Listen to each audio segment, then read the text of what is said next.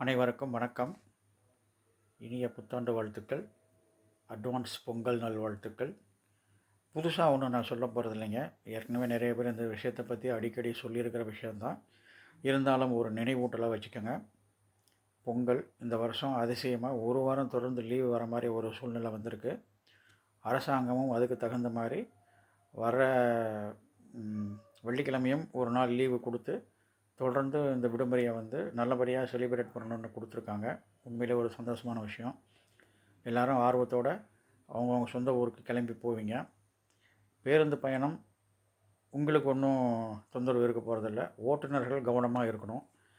இந்த காரில் போகிறவங்க, டூ வீலரில் போகிறவங்க தயவுசெய்து நீங்களும் கவனமாக போங்க.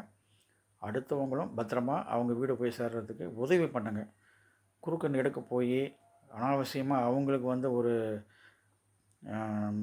நெருக்கடியை ஏற்படுத்தி சின்ன தவறு செஞ்சால் கூட அது பெரிய விபத்தில் போய் முடிஞ்சிடும். தேசிய நெடுஞ்சாலைகளில் வேகத்தை நிதானமாக வச்சுக்கோங்க. இரவு நேரத்தில் போகிறவங்க தூக்கத்தை கரெக்டாக பார்த்துக்கோங்க. டைமுக்கு சாப்பிட்டுக்கோங்க. கொஞ்சம் உங்களுக்கு கண் அசர்ற மாதிரி இருந்தால் கூட 10 நிமிஷம் 20 நிமிஷம் நமக்கு நேரமானாலும் தப்பு இல்லை. ஒரு இடத்துல நிறுத்திட்டு ஒரு டீ காஃபி குடிச்சிட்டு இல்லை சும்மாவே வெறுமனே நல்லா கொஞ்சம் ரிலாக்ஸ் பண்ணிவிட்டு அதுக்கப்புறமா போங்க. கூட வரவங்களுக்கு வேறு யாருக்காவது வண்டி ஓட்ட தெரிஞ்சுது அப்படின்னாக்கா மாற்றி வண்டி ஓட்டிக்கோங்க.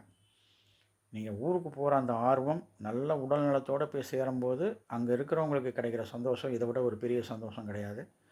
அனைவரும் பாதுகாப்பான பயணத்தை எடுத்துக்கிட்டு நல்ல சந்தோஷமாக பண்டிகையை கொண்டாடிட்டு மீண்டும் அவங்கவுங்க பணியிடத்துக்கு திரும்பணும் அப்படிங்கிறது என்னுடைய ஆசைகள், வேண்டுகோளை கூட வச்சுக்கோங்க. Wish you all happy journey and happy Pongal. Thank you.